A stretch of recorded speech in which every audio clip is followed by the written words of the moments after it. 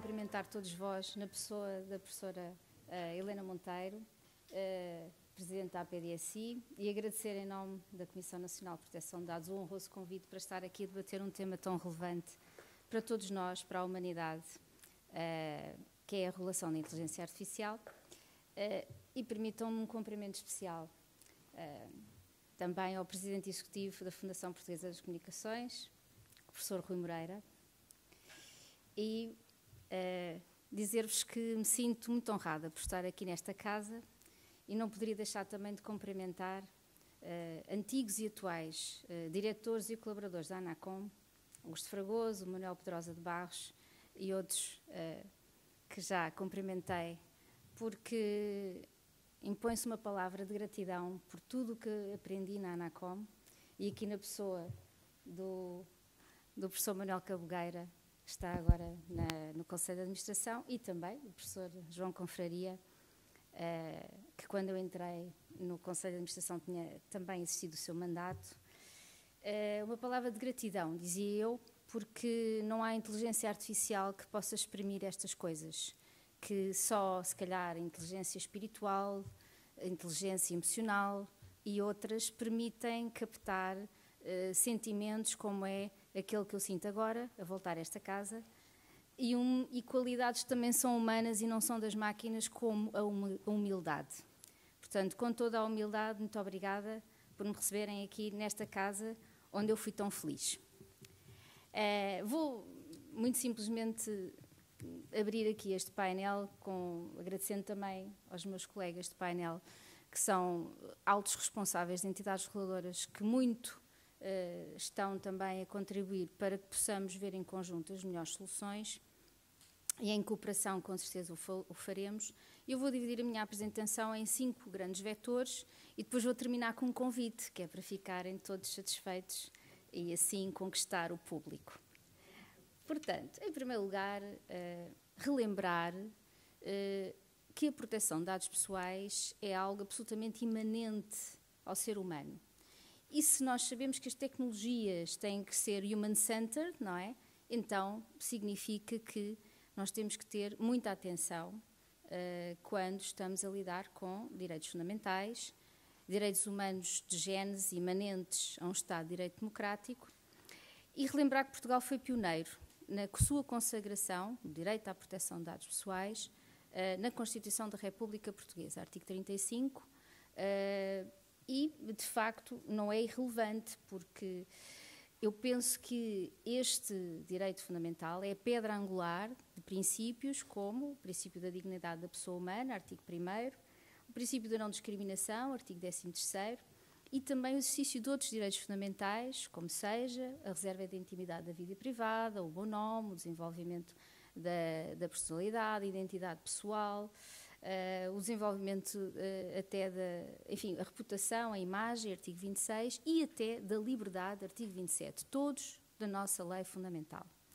Este respeito e a proteção fundamental de um regime protetor dos dados pessoais como direitos fundamentais também está plasmado em textos internacionais, artigo 8º da Carta dos Direitos Fundamentais da União Europeia, o Tratado de Funcionamento da União Europeia, artigo 16º, entre outros, Declaração Universal dos Direitos Humanos, a Convenção Europeia dos Direitos Humanos.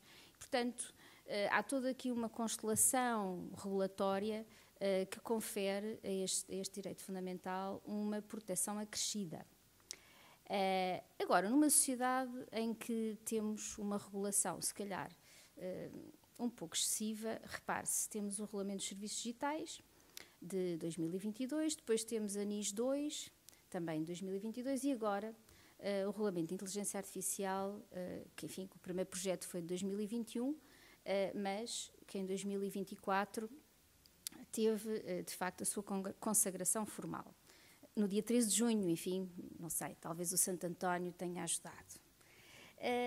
Eu penso que é preciso olhar com bastante criatividade para esta constelação jurídica, porque não sei até que ponto é que este ímpeto legislativo não nos baralha mais do que constrói, atendendo a que estas soluções, muitas delas, já podem estar desatualizadas para a realidade que gostariam de regular. Sendo que esta realidade, na minha perspectiva, na minha humilde perspectiva, é o ser humano, é a identidade pessoal e são direitos fundamentais. E, portanto, esses aí são realmente intocáveis há muitos anos, pelo menos daquilo que são os princípios no Estado de Direito Democrático e que congrega também os países da União Europeia nessa missão da sua defesa. Em segundo lugar, a CNPD, nos últimos 30 anos, tem estado ao serviço de Portugal justamente com essa missão de defender a proteção de dados pessoais e direitos fundamentais conexos. E desde 2018 é a Autoridade Nacional de Controlo para efeitos de cumprimento e fiscalização do Regulamento Geral de Proteção de Dados Pessoais.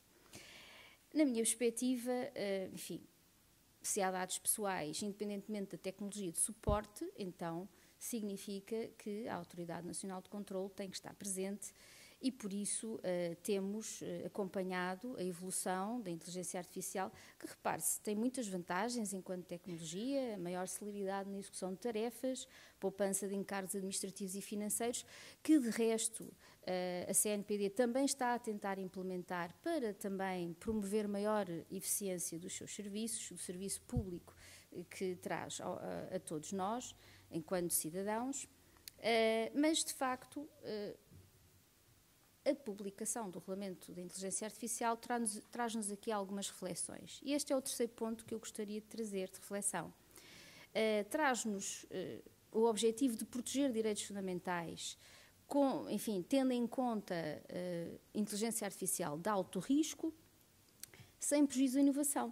Ou seja, estabelecendo obrigações para a inteligência artificial de acordo com os potenciais riscos e nível de impacto.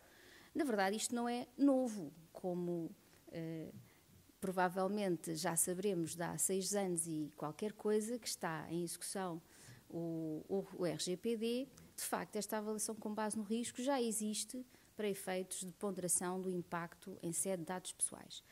Mas, enfim, vamos aprofundar só um bocadinho. Riscos inaceitáveis e proibidos. Temos sistemas de categorização biométrica baseados em características sensíveis e a recolha não direcionada de imagens faciais na internet ou televisão em circuito fechado para criar bases de dados de reconhecimento facial, são totalmente proibidos, assim como também o reconhecimento de emoções no local de trabalho, nas escolas, classificação social ou policiamento preditivo, ou também situações de inteligência artificial que manipula o comportamento humano ou explora as vulnerabilidades das pessoas. De resto, não precisávamos deste regulamento para a CNPD ter atuado, porque algumas destas situações a CNPD já se pronunciou desfavoravelmente e, portanto, dizendo que não podia haver este tipo de tratamento de dados pessoais. Portanto, vemos com bons olhos a consagração formal desta proibição no Regulamento de Inteligência Artificial. É de aplaudir. Agora vamos aos riscos elevados. Estes já não são proibidos. Há uma avaliação de conformidade, mas não quer dizer que sejam menos irrelevantes.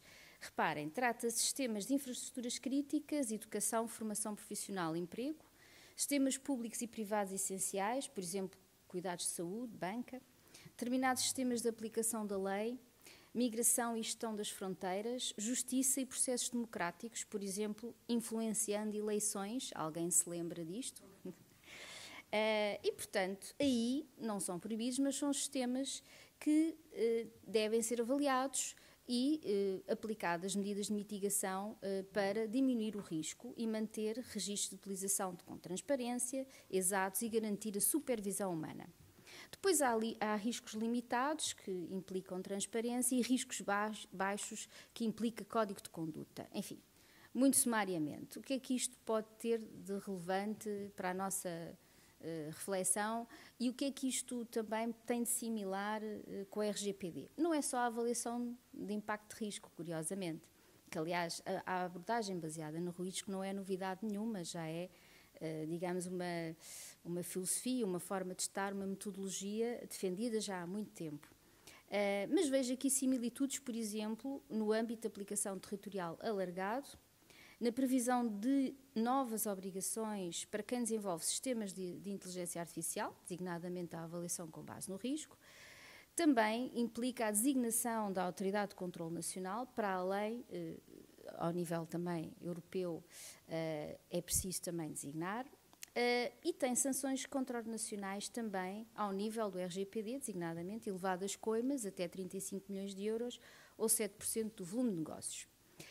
Agora, vou dar exemplos paradigmáticos disto assim na prática, não é? Por exemplo, todos nós temos ideia do que é ver os nossos dados recolhidos sem o nosso consentimento e revendidos, portanto, depois há uma reutilização desses dados. Ou também sabemos situações de desinformação, sabemos situações de deepfake ou chamadas alucinações não intencionais dos sistemas de inteligência artificial generativa e, por outro lado, há alucinações que são intencionais, ou seja, também há riscos reputacionais quando se cria intencionalmente informação falsa ou difamatória. Depois há dados enviesados, com riscos de discriminação em razão do género, da etnia, por aí fora, tudo proibido há larguíssimos anos pela nossa Constituição, o artigo 13º, e há desvios de finalidade, como aconteceu no Cambridge Analytics, que, de facto, nos veio revelar como é que uns, enfim, aparentemente ingênuos gostos nas plataformas digitais em redes sociais conhecidas deram origem a que se promovesse, com base em deepfakes, a candidatura de um político determinado nas eleições dos Estados Unidos. Muito recentemente, a United Nations Agency for Gender Equality and Women's Empowerment enfim, denunciou a discriminação de género que a inteligência artificial vem divulgando, designadamente, analisou 133 sistemas de inteligência artificial em diferentes setores e 44% apresentavam discriminação de género. Por exemplo, pedia-se para escrever uma história entre médicos e enfermeiros e dizia-se sempre era uma vez um médico e a enfermeira. Portanto, a inteligência artificial é treinada com dados que associam mulheres e homens a determinadas atividades e profissões e esses conteúdos já eles próprios estão impregnados de discriminação de género. Isto não é novidade. Nos Estados Unidos descontinuou-se um sistema de inteligência artificial concebido para auxiliar juízes a avaliar a possibilidade de concessão de liberdade condicional e o sistema foi descontinuado porque a liberdade condicional de repente só estava ao alcance de pessoas caucasianas. E por isso, enfim, e depois esse conteúdo era repetido e o sistema, portanto, como era um conteúdo racista, tendia-se a ser perpetuado devido à repetição. Em março de 2023, o Garante per la Protezione dei Dati Personali, que é a autoridade reguladora dos dados pessoais em Itália, proibiu o uso do ChatGPT e em março deste ano, o Congresso dos Estados Unidos proibiu o uso do Microsoft Copilot. Ainda nos Estados Unidos, no dia 13 de junho, curiosamente, quando se estava a publicar em diário oficial da União Europeia o regulamento de inteligência artificial, 2 pessoas nos Estados Unidos candidataram-se a umas eleições com a promessa de que, se fossem eleitos, não iam tomar nenhuma decisão, deixando tudo entregue a chatbots de inteligência artificial. O candidato seria apenas o fantoche de carne e osso, estou a citar, de Virtual Integrated Citizen. Portanto, eu diria que estes exemplos são suficientes para nos demonstrar como é que a Comissão Nacional de Proteção de Dados está, desde há muito tempo, a acompanhar a proteção de direitos fundamentais e esta atuação transversal que temos que ter para também assegurar que as tecnologias possam, de facto, servir o ser humano e não servir-se do ser humano e tornar-se um problema transversal. Quarto lugar, vou elencar muito sumariamente opiniões de entidades que não a CNPD relativamente a esta questão da regulação da inteligência artificial. Em 2021, o parecer conjunto número 5, 2021, do Comitê Europeu para a Proteção de Dados e a Autoridade Europeia de Proteção de Dados emitiram a opinião de que, tratando-se de proteção de pessoas singulares e restrições à utilização de sistemas de inteligência artificial para a identificação biométrica à distância em tempo real, como consagrado no artigo 114 e 16 do Tratado de Funcionamento da União Europeia, era preciso garantir que a regulação fosse feita, primeiro, por entidades com supervisão independente, portanto, não pode haver entidades com tutela, que saibam fazer abordagem com base no risco, e, portanto, com base também naqueles degraus, naquela variedade de riscos que existe no próprio regulamento que consagra e que têm que ser casuisticamente avaliados, tirando os proibidos, naturalmente.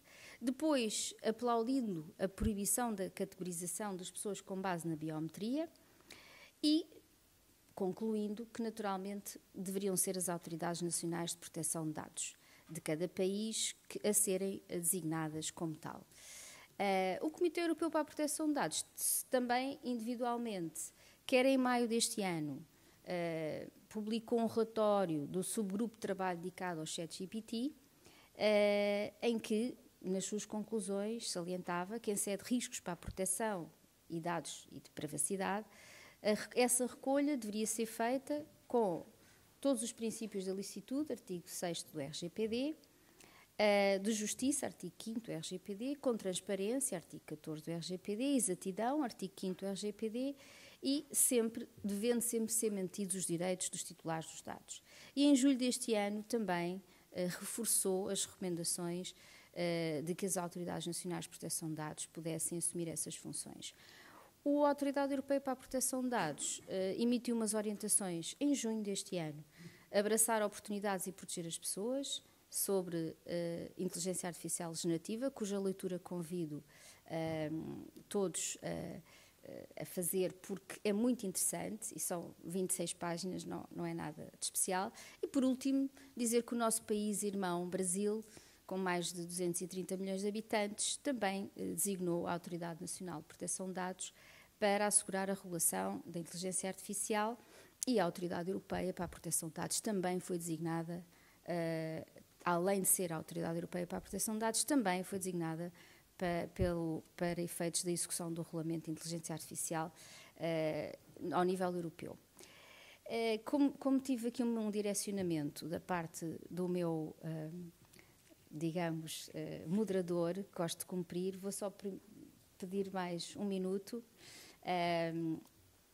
Por último, dizer-vos que o nosso plano trienal para o triênio 2024-2026 já dava muita relevância a um compromisso entre novas tecnologias para o bem-estar das pessoas e evoluirmos sem esquecer que os direitos fundamentais têm que estar sempre em primeiro lugar.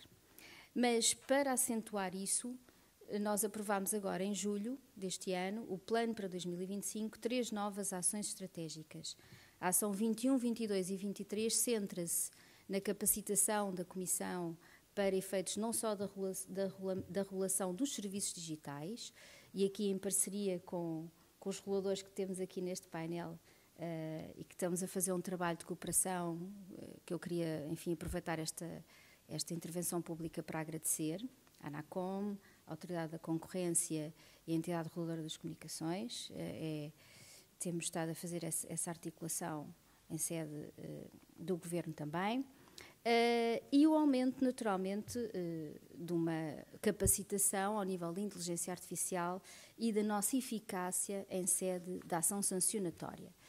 Não queria deixar de terminar com um alerta do Yuval Noah Harari, quando afirmou que não sabia se a humanidade podia sobreviver a esta situação, uma vez que o regime nazi se baseou em tecnologias como os comboios, eletricidade e rádios, e, dizia ele, não tinham ferramentas como a inteligência artificial, e um novo regime do século XXI terá ferramentas muito mais poderosas.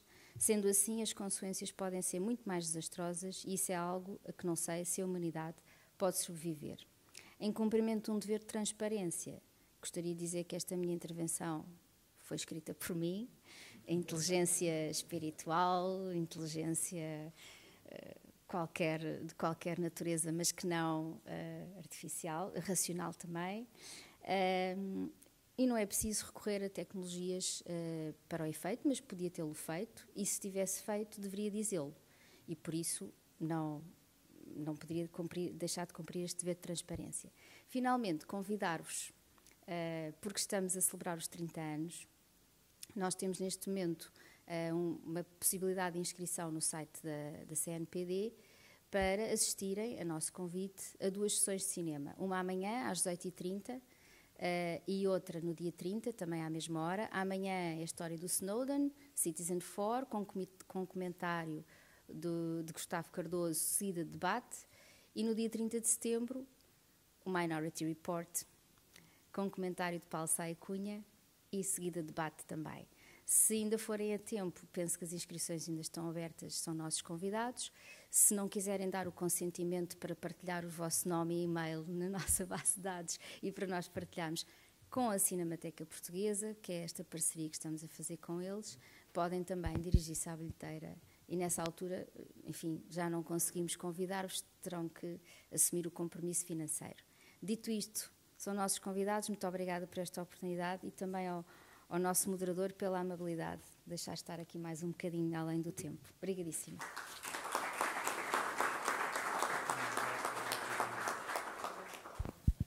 Bom, enquanto vamos vendo se a humanidade sobrevive, vamos ver se sobrevive sem grandes monopólios e com alguma concorrência. E dou a palavra ao professor Cunha Rodrigues. Muito obrigado ao moderador, ao professor João Confraria. Eu começo por agradecer à PDSI, nas pessoas da professora Helena Monteiro e do professor Rui Moreira, o convite para estar aqui. Cumprimento também os meus colegas de painel, que muito estimo e que já conheço de algum tempo, e também a audiência, a ilustre audiência aqui presente. Pedem para falar então sobre a regulação da inteligência artificial, isso porventura para dar uma perspectiva da autoridade da concorrência a este propósito. Esta tecnologia tem evoluído, de facto, rapidamente. Há aqui uma inovação, uma disrupção que tem acompanhado os últimos tempos. Eu recordo de um jantar de Natal que tive em dezembro de 2022, em que estava entre outras pessoas o conhecido professor Arlindo Oliveira, e que falou às tantas de uma coisa chamada ChatGPT. Eu tomei nota e achei uma coisa assim um pouco bizarra. Achei, enfim, sou amigo do professor Arlindo Oliveira, mas achei que era mais uma excentricidade tecnológica, e eis que passado 1 ano e meio todos nós sabemos que é o ChatGPT, muitos utilizam no dia-a-dia, e isto é um exemplo, de facto, da capacidade inovadora e de disrupção que esta tecnologia está a trazer a todos e que tem um impacto transversal na economia, na produtividade, no dia-a-dia das pessoas, e relativamente à qual se adivinha, portanto, um potencial muito significativo. Algumas estimativas apontam para um aumento do produto interno bruto mundial em 7%, e um aumento da produtividade em 1,5% num período de apenas 10 anos.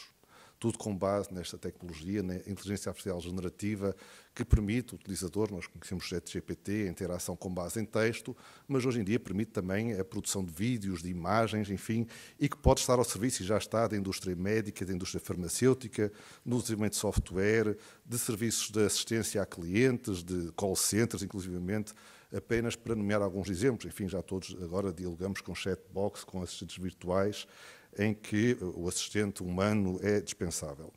Mas, no entanto, estamos ainda no início do caminho, estamos agora a trilhar, a começar este percurso, e há ainda muita experimentação em curso. Ainda há pouco a professora Paula Meira Lourenço nos falava sobre as alucinações e como às vezes esta tecnologia nos responde que comer cogumelos venenosos é bom para a saúde e faz bem a todos.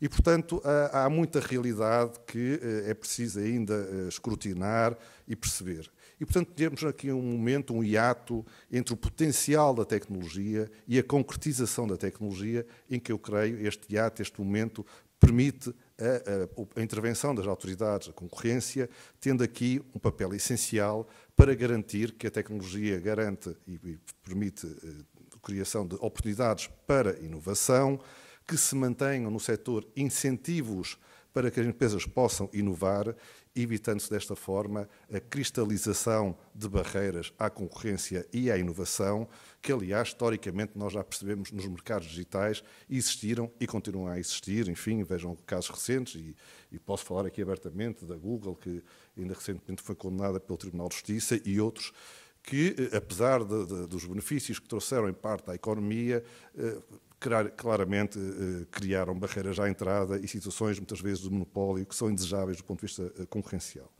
E a esse propósito eu chamo já a atenção para um documento que foi emitido pela Autoridade da Concorrência em novembro de 2023, um issues paper sobre inteligência artificial generativa e sobre os desafios que colocam à concorrência. Esse paper está disponível em português e inglês, e é com muito orgulho que eu digo que em maio deste ano no Brasil recebemos um prémio à Autoridade da Concorrência para o melhor paper a nível mundial de advocacy neste domínio. Bom, irei então aqui abordar algumas das principais preocupações concorrenciais que a inteligência artificial tem suscitado e que têm vindo a pautar então a atuação das autoridades da concorrência. Em primeiro lugar, o que é que fizeram as autoridades, o que é que nós fizemos em Portugal? Olhar para a experiência passada dos mercados digitais, digamos, dos últimos 20 anos, curiosamente, a idade da autoridade. E, portanto, com base no conhecimento histórico da autoridade, olhando agora para a inteligência artificial, em particular para a inteligência artificial generativa, verificam-se preocupações face à existência de fortes efeitos de rede e de escala geradas por esta tecnologia, bem como obstáculos que podem surgir no futuro à interoperabilidade entre os sistemas. Tudo isto pode originar bloqueios ao desenvolvimento e à implementação da inteligência artificial. Em particular, no que diz respeito à inteligência artificial generativa, esta tecnologia requer, primeiro, uma elevada capacidade de computação significativa, cloud, em segundo lugar, grandes volumes de dados e, em terceiro lugar, know-how especializado. E vou tentar desenvolver cada um destes 3 pontos. Capacidade de computação, grandes volumes de dados e know-how. Começando pelo primeiro, há aqui, desde logo, enfim, aquilo que se designa em termos económicos o First Mover Advantage, os incumbentes digitais, aqueles que historicamente já estão atuados nos mercados digitais, têm uma posição privilegiada para aceder a quaisquer um destes inputs.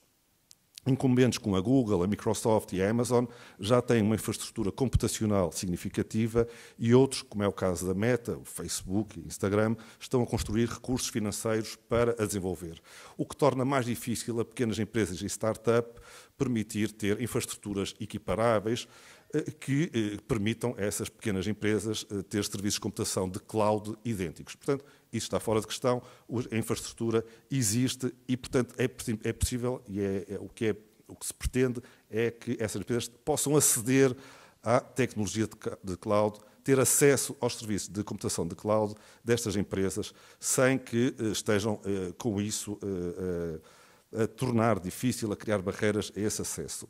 E, portanto, a regra tem sido o de contratar serviços de computação aos operadores incumbentes, contratar cloud aos históricos operadores. E, aliás, recentemente o relatório Draghi fazia referência à inexistência de uma cloud europeia, de um operador europeu, e à dificuldade e quase impossibilidade de, hoje em dia, a Europa conseguir ter um campeão europeu equiparável a estas empresas que eu acabei de referir a este nível.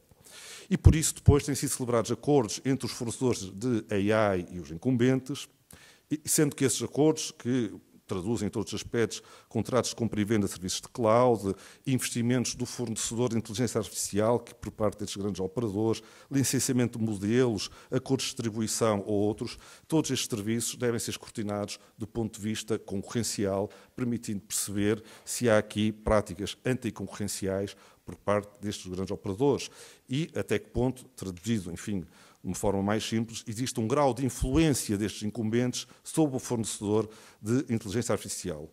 Porque muitas vezes estes acordos traduzem ou implicam também situações de preferência ou de exclusividade em benefício do operador incumbente, da Google, da Amazon, da Microsoft, e uma maior opacidade dos modelos de fornecimento que, eventualmente, implicam um risco futuro de encerramento de mercado.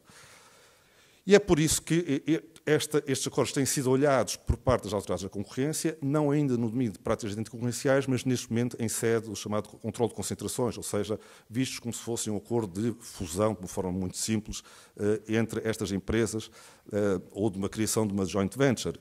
O exemplo mais conhecido é o acordo entre a OpenAI, que é no fundo a empresa que está por trás do ChatGPT, e a Microsoft. Este acordo foi analisado já por várias autoridades na Europa, a Comissão Europeia, o Bundeskartellamt na Alemanha, a CMA no Reino Unido, mas a conclusão preliminar é que a Microsoft não terá adquirido o controle da OpenAI de forma duradoura e, como tal, não estava em causa uma operação de concentração. Mas, no entanto, este acordo e outros, da Google também, com o Llama e outros tipos de acordos, não estão fora do radar das autoridades quando chega à apreciação à luz do regime de controle prévio de concentrações. Em segundo lugar, também os incumbentes digitais podem ter acesso privilegiado a dados públicos. E esses dados podem consubstanciar informação pessoal ou conteúdos produzidos pelos utilizadores, como é o caso de mensagens em fóruns ou vídeos em redes, como o YouTube, que são potencialmente sujeitos a direitos de autor. E, portanto, há aqui, desde logo, uma questão relativamente à propriedade desses dados. Por outro lado, também se tem verificado uma transição de dados publicamente disponíveis para dados proprietários. E esta transição pode também criar ela mesma barreiras à entrada e à expansão, porque a detenção de dados é fundamental neste contexto de inteligência artificial. Estes grandes operadores, quanto mais dados tiverem, maior vantagem têm para atuar neste ambiente e, portanto, isto implica um efeito de afastamento dos pequenos operadores que queiram entrar nestes mercados. E, portanto, quem tiver mais dados será aquele que irá vencer neste meio, daí que importa assegurar que existam possibilidades de pequenos operadores, pequenas empresas, poderem adquirir dados e gerir, no fundo, os custos de transação associados ao licenciamento de dados. Esse acesso aos dados é fundamental e é por isso crucial assegurar condições de acesso a bases de dados de grande volume, diversas, atualizadas e de qualidade, que sejam promotoras, novamente, de inovação no setor. Há também aqui um problema que é desses grandes operadores também, volto a dizer os nomes, a Google, a Amazon, a Microsoft, poderem tentar encerrar esses mercados, nem sequer permitindo o acesso a outros operadores, e é para esse também fenómeno que as autoridades estão a procurar olhar, evitando que ele venha a suceder no futuro.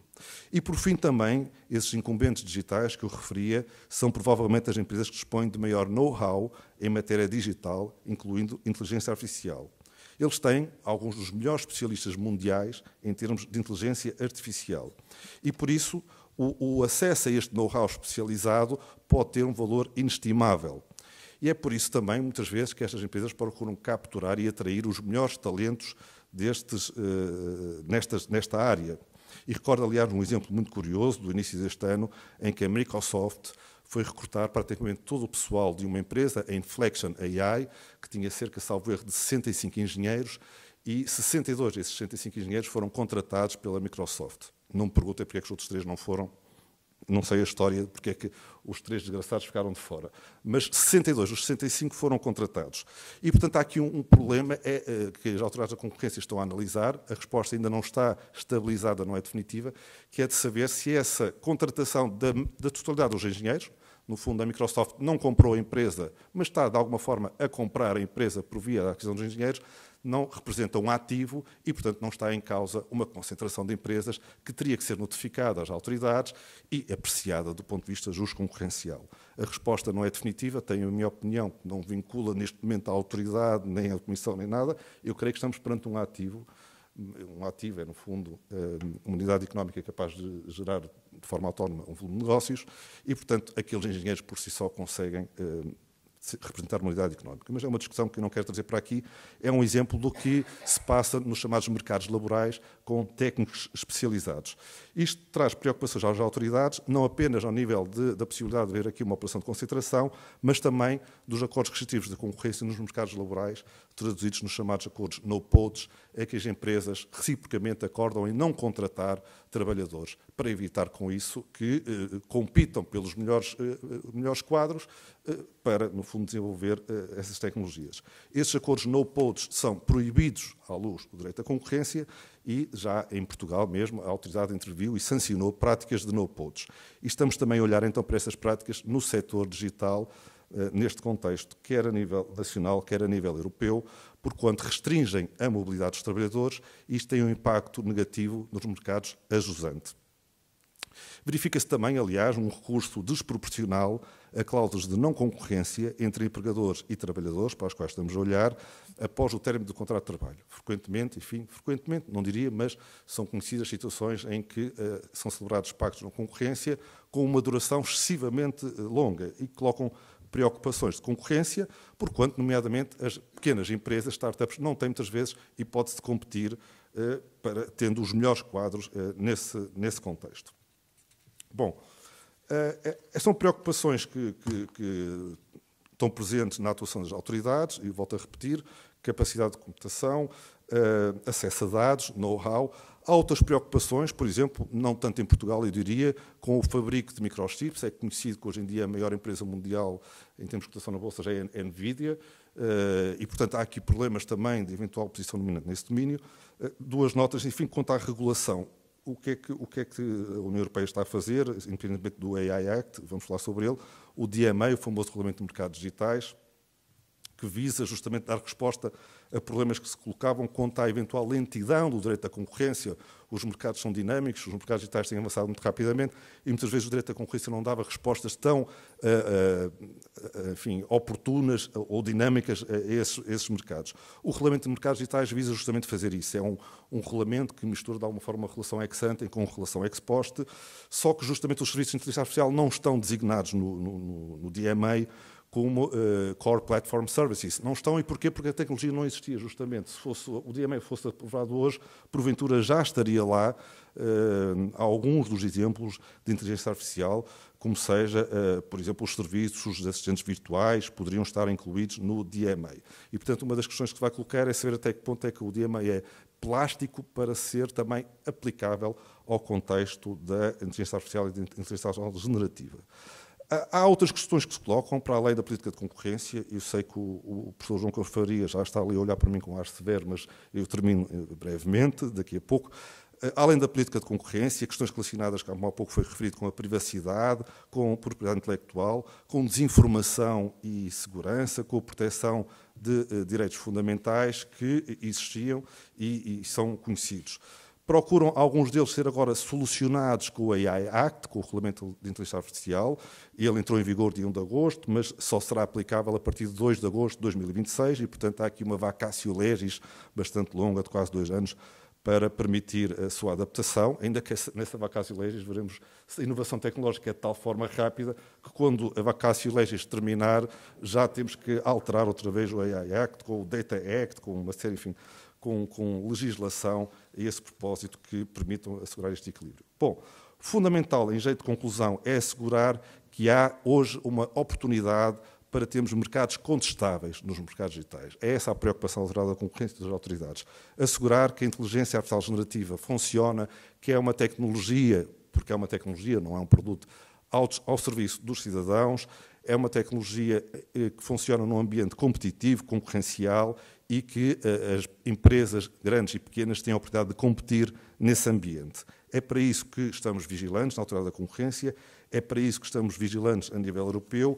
Esperemos, então, que os erros históricos que foram feitos no contexto dos mercados digitais e que, hoje em dia, se procuram solucionar de diversas formas, por via do enforcement, como eu referi há pouco, sancionando empresas, por via da legislação, o DMA, não voltem a ser repetidos e que tenhamos, então, aqui uma tecnologia que funcione ao serviço da humanidade. Muito obrigado pela vossa atenção. Muito obrigado, professor Cunha Rodrigues. Dou agora a palavra ao professor Manuel Cabogueira, vogal da ANACOM. Muito boa tarde. Obviamente, começo por agradecer o amável convite para estar aqui convosco hoje. Professora Marilena Monteiro, muito obrigado. É um prazer. A ANACOM está também envolvida no acompanhamento desta casa, por isso é com imenso prazer que aqui estou e na companhia de pessoas que são muito caras à ANACOM, o professor Confraria, a Paula, e de outras pessoas que estão aqui a ouvir-me. Antes de mais, devem notar que sou economista, não trouxe nada escrito, o que é sempre um ato de imensa coragem, mas como estou rodeado de juristas, se alguma coisa correr particularmente mal, alguém me há de avisar.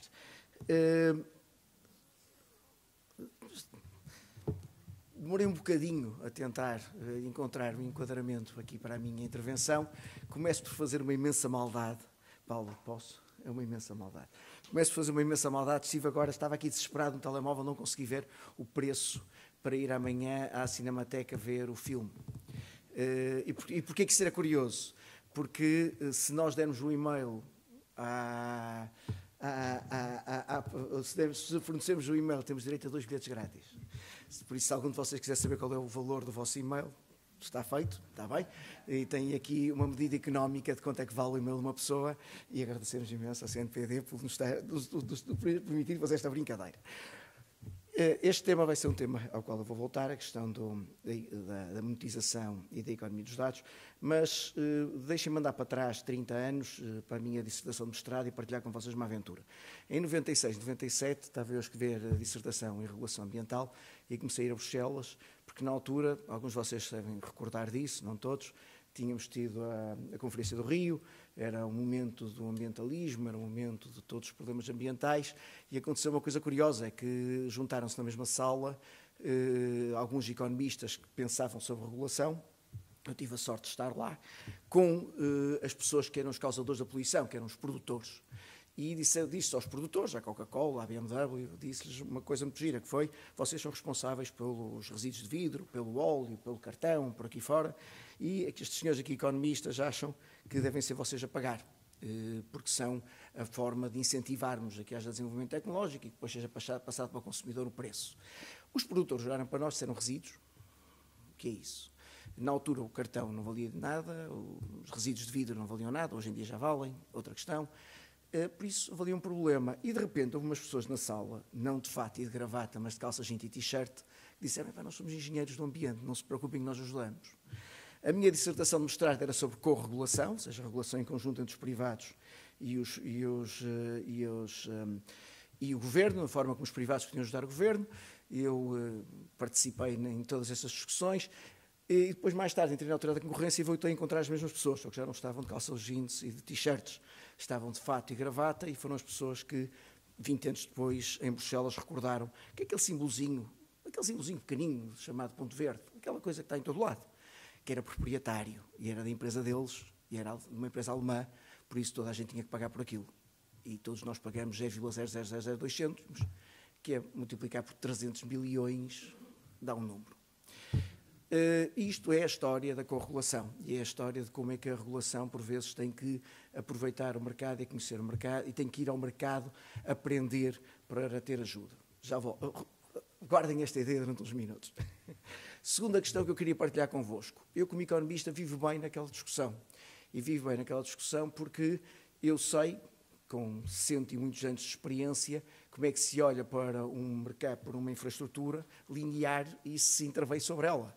Eu tenho noção de que há um determinado serviço, está numa infraestrutura, há uma série de características de infraestrutura, economias de escala, por aí fora, e depois há os consumidores. E eu sei o que fazer sobre ela, se não regular, sei como é que a concorrência trata do assunto, e sei que no fim do dia, por razões de falha política, termo do professor Confraria numa conferência há muito tempo, professor, de falha política, que é quando o mercado não consegue responder aos objetivos da sociedade, sei que tenho que garantir que as pessoas tenham acesso àquela infraestrutura de forma não discriminatória e universal.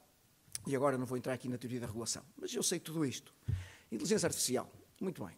Como o Nuno acabou de agora mesmo tocar em alguns assuntos, a inteligência artificial é um programa, é um algoritmo que é treinado com dados, que suporta software, por sua vez, é utilizado em plataformas que nos vendem serviços, que para fazer tudo isto precisam de centros de dados, precisam de computação, e agora vem uma palavra nova que eu aprendi, de computação colaborativa, porque um computador não basta, e para que tudo isto aconteça tem que haver uma infraestrutura de cabos, que por acaso não podem ser apenas cabos de comunicações, porque sempre que um de nós faz um pedido ao chat GPT para uma imagem, é uma bateria inteira de um telemóvel que é usado. Por imagem. Por isso, sempre que vamos ao chat GPT, fazemos aquela brincadeira é um gato a pular o mar, o oceano. É uma bateria inteira. É isto que acabou. Por isso é preciso energia. E perante isto, o meu conceito de regulação linear morreu. Por exemplo, o que é que quer dizer garantir acesso de toda a gente à inteligência artificial? Ou garantir acesso de todas as empresas à inteligência artificial? É garantir ao programa? É garantir ao programador? É garantir aos técnicos que sabem programar? É garantir à base de dados? É garantir que aquela empresa no país em que está forneceu dados para treinar a inteligência artificial? Eu garanto os cabos submarinos ou os meios de comunicação necessários para que isso seja tudo utilizado? Onde é que estão os computadores que estão a ser tratados? Porquê é que nos Estados Unidos o Copilot da Microsoft foi proibido? Foi proibido por uma razão muito simples, é porque o Copilot, sempre que é utilizado, aprende. O que quer dizer que está a usar os vossos dados para aprender. Então, e esses dados foram para onde? Estão numa cloud? Onde é que está a cloud? Está aqui, não está? Como é que é fazer buscas a uma cloud? E tudo isto gera aqui um problema em um ambiente que, em termos regulatórios, é extraordinariamente complexo. Muito mais complexo do que aquilo que eu acho que tem vindo a ser a abordagem ao problema. E, aliás, não querendo entrar no assunto, mas aí o relatório Draghi é muito...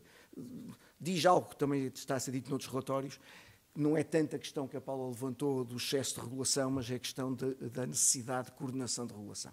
Tendo dito isto, qual é a minha visão como regulador? Primeiro, fiz-vos um discurso muito bonito, precisamente para não ter que responder a nenhum dos presentes sobre quem é que vai ser o coordenador do AIECT em Portugal e qual é que é o papel da ANACOM nisto. E não queria responder porque não sei. Como saberão, a única coisa que nós sabemos neste momento é que o Sr. Primeiro-Ministro transferiu para a Ministra da Juventude e da Modernização todas as suas competências em termos de inteligência artificial. Também sabemos que quem está a representar Portugal neste momento nas reuniões do iOffice e do G20 na área de inteligência artificial é a AMA, mas também sabemos que em alguns países, nomeadamente o modelo inglês, que é aquele que eu vou, nos 3 minutos que me restam, defender, é a Ofcom, por isso a ANACOM inglesa, que tem assumido maior preponderância. Sabemos disto. Há uma coisa que eu sei, há 3 coisas que eu sei. Primeiro, há 3 níveis de observação sobre este fenómeno e eu fujo da palavra regulação porque acho que para já nós ainda não sabemos bem o que é. Sabemos que temos que fiscalizar, sabemos que temos que acompanhar, mas ainda temos que perceber bem o que é que se faz. Mas há 3 níveis de observação do problema.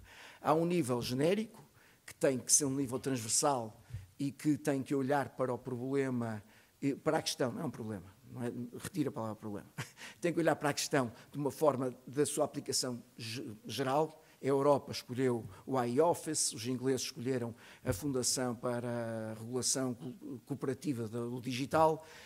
Depois temos o problema setorial, das finanças, da saúde, que vão ser os 2 primeiros provavelmente a avançar, da utilização de equipamentos e de objetos pela sociedade. Provavelmente iremos por esse passo a seguir, e são questões específicas dessas áreas, da utilização específica da inteligência artificial nessas áreas, que têm que ser reguladas a nível setorial, por isso temos aqui alguém transversal, depois temos setorial, e depois temos uma questão que é mais interessante, que é, e em que momento é que se regula? Em que momento é que se intervém? Já foi dito, o DMA traz-nos uma realidade interessante, que não é regulação ex ante, também não é intervenção concorrencial ex post, é o que for preciso quando se observa. Por isso é assim um bocadinho o género o Shodringham Cat, não é? O gato de Shodringham, quando olhamos é que sabemos ao que vamos. Anda lá perto. E porquê é que isso tem que ser assim? Tem que ser assim porque a velocidade a que as coisas estão a acontecer é diferente, porque a complexidade é muita e porque, tal como aconteceu no ambiente, claramente vamos ter que ir ao mercado e compreender e trabalhar com as pessoas que sabem o que é que está a acontecer. Porque quando se montar cá uma qualquer entidade que vá certificar todos os requisitos que estão no regulamento de inteligência artificial para garantir, entre outras coisas, que o número de interações dos flops não é superior a 10 elevado a 25, não vou ser eu com certeza, e neste momento não estou a ver ninguém nas entidades públicas portuguesas que eu consiga fazer. Mas não estou a ver possibilidades nas entidades públicas portuguesas de ir ao mercado contratar uma pessoa para o fazer. E atenção que isto não é um problema português, é um problema português e de todos os países do mundo. Como é que nós depois vamos ao mercado buscar alguém que saiba fazer esta conta? Porque as Microsofts da vida e etc., que já foram aqui referidas, pagam um bocadinho melhor. E é difícil. Solução. A solução, para mim, neste momento, eu que gosto de regulação flexível e com base no risco, que é uma coisa que já percebo, que já entendo, já sei como é que é, são os meus 10 minutos, que já entendo, que já percebo, está lá uma solução, que é a utilização de espaços de experimentação, sandboxes, que nós em Portugal temos numa modalidade muito mais exigente, que são as zonas tecnológicas livres. Hoje, para estar aqui convosco, não estou num barco da NATO no meio do oceano, precisamente a fazer aplicação destas coisas todas, porque está a haver uma mostra de drones militares na zona tecnológica livre de Troia, que utilizam estas tecnologias, já agora. Há experiências, por exemplo, na área financeira, o Banco de Portugal juntou-se com a CMVM, juntou-se com a ANF, para ter um género de um hub de inovação onde as pessoas possam ir apresentar os seus problemas. A visão que eu tenho é a visão inglesa. E o que é que os ingleses fizeram? A tal fundação, que eu há pouco me referia, é uma entidade que agrega, ou que reúne, melhor assim, reúne a entidade da concorrência, a entidade responsável pelos dados inglesa, a Ofcom, por isso a ANACOM, e, curiosamente, a entidade responsável pelos mercados financeiros. E reúne estas 4 entidades para tentar desenhar por um lado, standards de regulação da inteligência artificial, depois tentar criar bases para formação e capacitação no mundo digital e, terceiro e mais importante, criar um hub de inovação. E o que é um hub de inovação? Qualquer pessoa que tenha uma ideia da área da inteligência artificial aborda aquele balcão único e esse balcão o que lhe diz é, olha, para conseguir desenvolver isso, tem estas exigências, tem estas obrigações, neste momento a lei não lhe permite, mas nós vamos criar aqui um ambientezinho onde possa andar a brincar durante uns tempos. E enquanto faz isso, já agora aqui estes reguladores vão observar, que é para no fim verificar se tem ou não que regular e como. Poderá ser essa a solução. E deixo-vos com 2 minutos de excesso, Sr. Professor. Muito obrigado. Obrigado.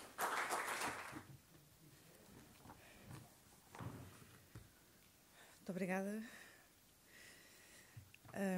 Começo, obviamente, por, em nome da ERC, agradecer o convite que nos foi dirigido, saudar muito calorosamente a senhora professora Maria Helena Monteiro, Presidente da Direção da APDSI, pelo convite e pela organização, no fundo, por estar a ser a mão invisível, se me permite. E, obviamente, também cumprimentar o professor Raul Moreira, Presidente do Conselho Executivo da Fundação Portuguesa das Comunicações. Obviamente que é temerário organizar um debate sobre a regulação da inteligência artificial apenas 1 mês e meio após a entrada em vigor do Regulamento Europeu da Inteligência Artificial e que, obviamente, a primeira legislação é considerada a primeira legislação do mundo para a inteligência artificial. O regulamento prevê a designação de uma ou mais autoridades competentes a nível nacional. Cada Estado-membro deve organizar, no prazo de 1 ano, a estrutura de governação que considerar mais adequada para permitir a aplicação correta do regulamento. Este prazo, que passará a correr, aconselha a que se faça uma reflexão cuidada, participada, multidisciplinar, multissetorial, sobre o modelo de governação da inteligência artificial, e esta iniciativa é muito oportuna e relevante, valiosa para esse fim. Gostaria de iniciar esta breve apresentação, que, by the way, também fui eu que escrevi, embora com a felicidade de ter tido a oportunidade de discutir alguns pontos com colegas da Entidade Reguladora para a Comunicação Social, porque eu penso que a inteligência não vive isoladamente, mas vive nesta dialética com outras inteligências. E, inclusivamente, também pode ser dialética com a inteligência artificial, por que não? Mas dizia eu que gostaria de sublinhar a dinâmica do atual ambiente regulatório da inteligência artificial, com 2 marcos muito significativos: a Convenção Quadro do Conselho da Europa sobre a Inteligência Artificial, Direitos Humanos, Democracia e Estado de Direito, e o Regulamento Europeu, que assenta numa avaliação de risco, incentiva uma abordagem ética e centrada no humano e será totalmente aplicável a partir de agosto de 2026, e, como diz o professor Nuno Cunha Rodrigues, vamos ver o que é que será 2026, quando o regulamento entrar plenamente em vigor. Estes diplomas, já agora a Convenção Quadro, que está alinhada com o Regulamento Europeu e que foi subscrito recentemente pelas principais economias ocidentais que produzem a tecnologia de inteligência artificial, a União Europeia, o Reino Unido e os Estados Unidos. Estes diplomas fecham um ciclo legislativo que se acelerou no final de 2022 com o lançamento do ChatGPT. Então, a evidência das potencialidades, mas também dos perigos associados à inteligência artificial generativa, motivou o surgimento de movimentos globais de apelo à regulação. Num primeiro momento, a agenda internacional centrou-se no risco existencial, tendo inclusivamente existido movimentos que pediram uma pausa no desenvolvimento da inteligência artificial. Os avanços concretos da inteligência artificial revelaram aos legisladores problemas muito específicos, como enviesamentos, discriminação e violação de direitos de propriedade privada. Como recentemente se assinalava num artigo da Economist, a regulação mudou de foco dos riscos hipotéticos e vagos para os riscos específicos e imediatos. Nos média, e eu vou centrar mais a minha apresentação neste setor, a utilização dos sistemas de inteligência artificial é já uma realidade e não é possível travar esta evolução. O uso destes sistemas em toda a cadeia de valor, da produção e distribuição ao consumo de conteúdos mediáticos, traz benefícios. No entanto, também comporta riscos. No contexto atual da crise do setor, questiona-se se a utilização da inteligência artificial, ao invés de libertar os jornalistas das tarefas repetitivas e automatizáveis, reconduzindo-os ao cerne do trabalho jornalístico, poderá antes redundar na extinção de postos de trabalho. Será que o uso da inteligência artificial no setor, mais do que um investimento na qualidade e rapidez da produção informativa, terá como consequência a redução de postos de trabalho nas já emagrecidas redações? Com que consequências sobre o produto disponibilizado ao público, o direito à informação e a qualidade da democracia? Estas circunstâncias tornam mais salientes os riscos potenciais da geração e disseminação artificial de conteúdos no espaço mediático regulado, caso não estejam suportadas em sistemas seguros e éticos e sujeitos à supervisão humana. Entre estes riscos identificamos maior dificuldade na detecção de deepfakes e maior desproteção face à difusão de desinformação, maior vulnerabilidade à disseminação de informação enviesada e potencialmente discriminatória de certos grupos sociais e perspectivas, publicação de conteúdos ilegais suscetíveis de violar direitos fundamentais, consequentemente, degradação da confiança nos órgãos de comunicação social. São exemplos da materialização destes riscos a entrevista com Michael Schumacher no The Actuel ou a publicação pelo Sports Illustrated de artigos criados por autores falsos com fotografias e biografias geradas por inteligência artificial. As ferramentas de inteligência artificial generativa têm gerado igualmente preocupações no setor, também no plano da proteção de direitos de autor sobre conteúdos mediáticos usados sem autorização dos titulares de direitos para treinar os modelos de linguagem.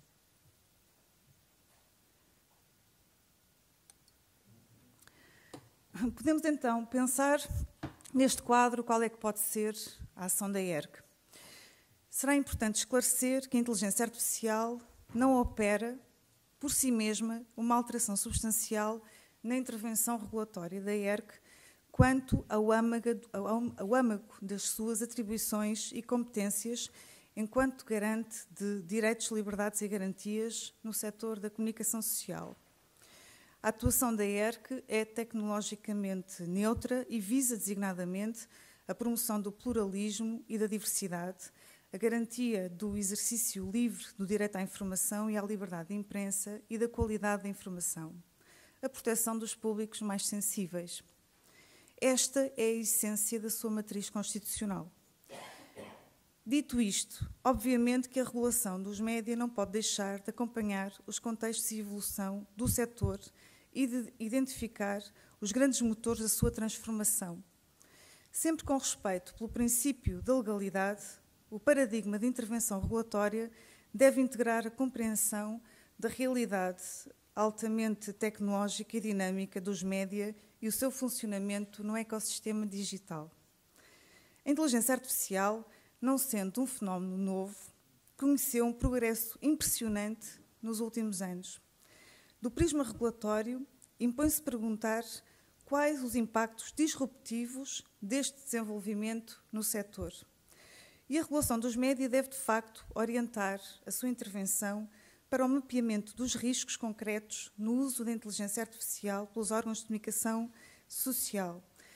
Podem ser inexistentes, podem ser limitados, podem ser elevados. Enfim, esta avaliação ou esta abordagem por risco tem que ser posta em prática, e estou a pensar, por exemplo, no exemplo que foi dado em relação aos períodos eleitorais e à integridade dos processos eleitorais pelo uso de desinformação. Foi em abril último que a ERC deliberou pela primeira vez sobre o tema da inteligência artificial. Estava em causa a rúbrica Pulsómetro, baseada numa ferramenta de inteligência artificial de base experimental, usada para a avaliação da performance dos candidatos em debates eleitorais a partir de um varramento, de um levantamento de reações nas redes sociais. Nessa deliberação, refletimos sobre os potenciais efeitos desta ferramenta em período eleitoral, se a informação dada aos públicos sobre a forma de funcionamento desta ferramenta era suficiente e sugerindo ao órgão de comunicação social em causa que adotasse uma carta de princípios para o uso desta tecnologia. A ERC está a estudar ainda o regulamento europeu e a avaliar o seu impacto no setor dos média. Olhar talvez com ele com bastante criatividade, seguindo aqui a sugestão ou não. Portanto, vamos ver como é que vamos olhar, mas de qualquer maneira estamos a estudá-lo. Este regulamento, como se sabe, é uma legislação horizontal, impõe obrigações aos intervenientes na cadeia de produção, distribuição e utilização de inteligência artificial, regulamentando a autorização de sistemas de IA no mercado único da União. Aqui estão incluídas as entidades de comunicação social, enquanto utilizadores de sistemas de inteligência artificial para fins profissionais, isto é, enquanto responsáveis pela implementação de IA. Já antes da aprovação final do regulamento europeu, a ERC tinha iniciado um trabalho interno constituindo uma equipa que está a mapear os desenvolvimentos e a utilização da inteligência artificial nos média, a reunir com diferentes regulados, assim contribuindo para o desenho da intervenção regulatória sobre esta realidade. Na ponderação em curso, entendemos que o cumprimento das obrigações de transparência e de identificabilidade são fundamentais para a mitigação dos riscos assinalados na geração artificial de conteúdos. Estas obrigações resultam, é certo, do regulamento de IA, mas também do demais quadro legal aplicável à atividade de comunicação social no ambiente digital. A transparência e identificabilidade compreendem, nomeadamente, o conhecimento do universo de dados utilizado para treinar os sistemas de inteligência artificial e o funcionamento dos algoritmos aplicados, prevenindo a formação de black boxes e a identificação dos conteúdos gerados por inteligência artificial nos vários formatos mediáticos, com exceção das situações que o regulamento isenta, como conteúdos sujeitos a controle editorial realizado por humanos ou segmentos humorísticos, permitindo aos públicos distinguir a sua origem humana e não humana. Entendemos que esta inovação tecnológica acentua a responsabilidade editorial dos média na produção e difusão de todos os conteúdos. E os órgãos de comunicação social devem garantir sempre a supervisão humana na atividade editorial. A este respeito, a ERC encoraja o desenvolvimento de iniciativas de autorregulação, destacando a elaboração de códigos e linhas de orientação para a implementação responsável dos sistemas de inteligência artificial nos média e no jornalismo. É o caso da Carta de Paris sobre a inteligência artificial, termino já, obrigada, e jornalismo, de novembro de 2023, iniciativa da organização Repórteres Sem Fronteiras, ou o exemplo de órgãos de comunicação social de referência que adotaram documentos autonormativos, como o Guardian, Associated Press. Em Portugal, o Expresso e a SIC adotaram em junho uma carta de princípios que rege os usos da inteligência artificial naquelas redações. Também consideramos que é muito importante a aposta em estratégias de literacia digital e mediática. E, muito brevemente, para concluir, relativamente à governance e ao modelo de regulação. O Regulamento Europeu prevê um sistema institucional de governação e supervisão de inteligência artificial que compreende estruturas ao nível europeu e também, como também já referi, estruturas ao nível nacional. O regulamento tem aplicação direta em todos os Estados-membros e abrange todos os setores, porque os órgãos de comunicação social que integrem determinados sistemas de inteligência artificial serão também abrangidos. Adicionalmente, e à semelhança do que sucede com o regulamento dos serviços digitais, poderá ser considerada a indicação da IERC como entidade competente, setorial.